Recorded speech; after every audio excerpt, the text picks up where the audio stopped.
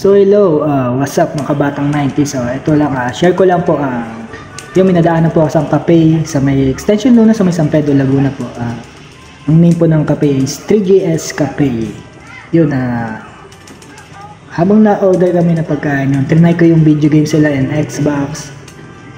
Sulit naman dahil syempre batang 90s tayo, isa to sa mga paborito ko kaya hindi ako napasok ng elementary, nagkakating ako dahil dito. Nag-enjoy yung bata. Laki ng tiyan ko eh. Kitang kita sa video. And then, yun lang, share ko lang. Affordable naman yung pagkain. Maganda yung place. Yun, ma-relax po kayo. Habang nakain, pwede kayong mag-banding ng kasama nyo o mga kaibigan nyo.